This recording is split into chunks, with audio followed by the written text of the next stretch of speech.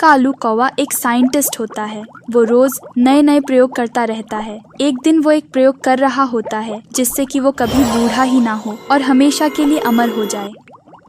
आखिरकार ये अमर होने की दवा बन ही गई। अब मैं इस इंजेक्शन को लगाकर हमेशा के लिए अमर हो जाऊंगा।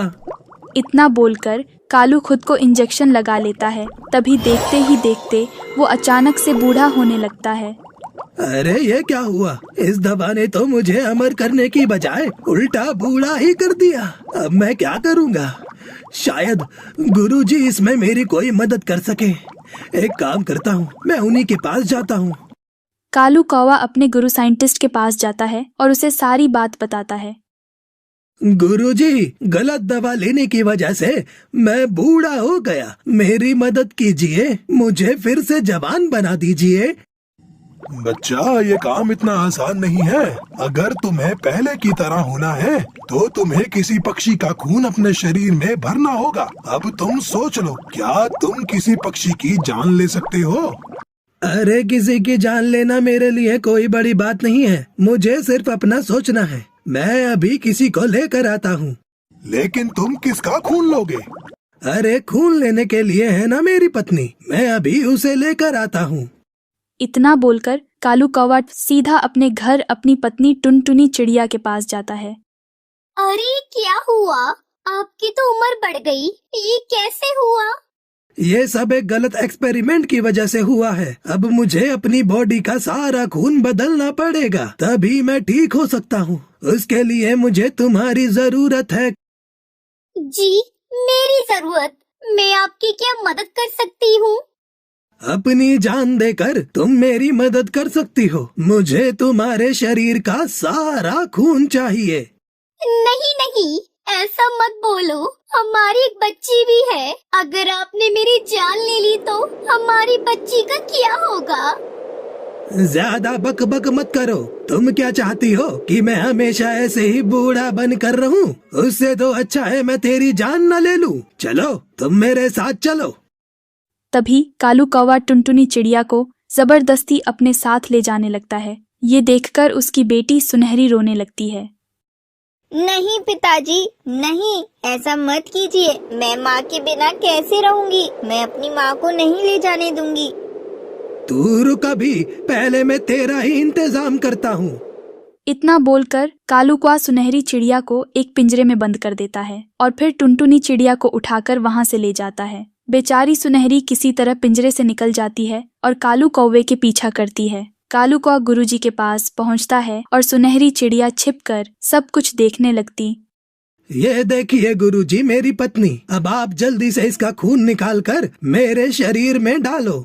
अरे कालू, ये तुम क्या कर रहे हो? अपनी ही पत्नी को मारना चाहते हो? नहीं नहीं, मैं ऐसा नहीं करूँगा। देखो गुरु, अब आपको ये करना ही पड़ेगा, नहीं तो मुझसे बुरा कोई नहीं होगा। तभी गुरु भांप जाता है कि ये आज किसी भी कीमत पर टुनटुनी को छोड़ना नहीं चाहता। तभी गुरु टुनटुनी चिड़िया की तरफ आगे बढ़ता है। फिर अचानक से सुनहरी बोल पड़ती है।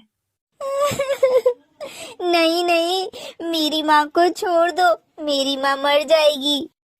तभी गुरु रुक जाता है क्योंकि उसे सुनहरी पर दया आने लगती है। वो कुछ सोचने लगता है कि कालू कौवा को कैसे रोका जाए। तभी वो कालू से कहता है, अरे कालू, तुम्हारी पत्नी तो बहुत दुबली पतली है। अगर तुमने इसका खून अपने शरीर में भर लिया तो खून की कमी के कारण तुम्हारी मौत भी हो सकती है। अरे गुरु, ऐसा है तो यहाँ पर मेरी बेटी सुनहरी भी है। इसका भी खून निकाल कर मेरे शरीर में भर दो। पिताजी, आप अपने लिए हम दोनों को मार डालोगे? आप कैसे पिता हो? क्या सोच रहे हो गुरुजी? जल्दी से दोनों का खून निकालो। अरे नहीं नहीं, तुम्हें एक ही पक्षी का खून लगाना होगा, क्योंकि दो पक्षी का खून लगाने से खून खराब हो सकता है और तुम मर भी सकते हो। अब मैं क्या करूं? अब मैं किसका खून निकालूं? अरे हाँ, आप किस काम आओगे? गुरुजी, क्यों ना आप ही का खून निकाल लूं? मैं अब आपका ही खून ले लेता हूँ। जब से ये बात नहीं आई मेरे दिमाग में। इतना बोलकर कालू कौवा अपने गुरु को बांध देता है। फिर वो अपने गुरु के पास जाकर खून निकालने के लिए आगे बढ़ता है। तभी गुरु ने कहा, मैंने तुम्हें बचपन से लेकर आज तक अपना शिष्य माना है। आज तुम मेरा ही खून निकालोगे। तुम खून तो निकाल लोगे, लेकिन तुम्हें इससे कोई फायदा नहीं होगा। आप अपनी जान बचाने के लिए झूठ बोलकर मेरा पागल नहीं बना सकते। अब आप मरने के लिए तैयार हो जाओ। इतना बोलकर कालू कौआ अपने गुरु का खून निकालकर खुद में लगा लेता है और तभी गुरु की मौत हो जाती है और कालू की उम्र उसके गुरु जितनी हो जाती है।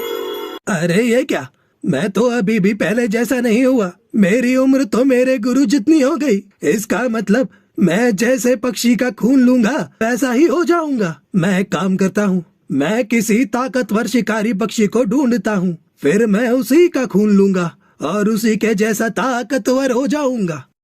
इतना बोलकर कालू शिकारी पक्षी की तलाश में निकल जाता है। कुछ दूर ढूंढने पर उसे एक शिकारी पक्षी चील दिखाई देता है। मुझे किसी जिंदा पक्षी का खून चाहिए, तो इसलिए मुझे इसे जिंदा पकड़ना होगा, लेकिन मैं इसे कैसे पकड़ूं? कालू कौवा इसी सोच में वहां बैठा रहता है। तभी उसके दिमाग में एक उपाय आता है। अरे हाँ, मैं ऐसा करता हूँ, इस पक्षी के ऊपर जाल डाल देता हूँ, फिर ये जाल में फंस जाएगा और इस तरह मैं इसे जिंदा पकड़ लूंगा। इतना बोलकर कालू कौवा जाकर एक जाल ले आता है और शिकारी के ऊपर डाल देता है, जिससे शिकारी जाल में फंस जाता है। आज तो तू गया शिकारी, आज तो मैं शिकारी का ही शिकार करूंगा। अरे ओ कालू, क्या तू पागल हो गया है? तुझे नहीं पता ये मेरा इलाका है और तू मेरा शिकार क्यों करना चाहता है? ये सुनकर कालू कौवा उसे सब कुछ बता देता है कि उसके खून से वो जवान हो जाएगा, इसलिए अब वो उसका खून निकालने वाला है। देख कौवे, तुझे मेरे खून से क्या फायदा होगा? इससे अच्छा तो तू कोई और पक्षी ढूंढ ले। क्या तूने मुझे पागल समझा है? अगर मैंने तुझे छोड़ दिया तो तू मेरा यहीं पर शिकार कर लेगा। तभी कालू शिकारी का खून निकालने के लिए आगे बढ़ता है। फिर शिकारी उससे कहता है, अरे अरे कालू, मैं तो तेरे फायदे की बात कर रहा हूँ। अगर तू मेरी बात मानेगा तो इसमें तेरा ही फायदा है। तेरी आखिरी इच्छा यही है तो बता ही दे। मैं तुझे एक जगह ले चलता हूँ जहाँ तुझे मुझसे भी ज्यादा जवान पक्षी का खून मिल जाएगा। अगर ऐसी ही बात है तो ठीक है, लेकिन तुझे जाल से नहीं निकालूंगा। इतना बोलकर कालू कौवा शिकारी को लेकर उसके बताए रास्ते की तरफ चलने लगता है। कुछ देर बाद वो एक नई जगह पर पहुंचता है। अरे यहाँ तो कोई भी पक्षी नहीं दिखाई दे रहा। अरे दिखाई कैसे देगा? जब मैं बुलाऊंगा तभी तो आएंगे। और कहाँ हो मेरे दोस्तों? आ जाओ, मैं तुम्हारे लिए एक बढ़िया शिकार लाया हूँ। इतना सुनते ही कालू कौवा डर जाता है और कुछ शिकारी चील वहां आ जाते हैं। तू तो गया बेटे, यहाँ से बचकर तू कहीं नहीं जा सकता। तभी शिकारी चील उस पर हमला कर देते हैं और कालू कौवे की वही मौत हो जाती है। इस तरह कालू कौवे को उसकी किए की सजा मिल जाती है।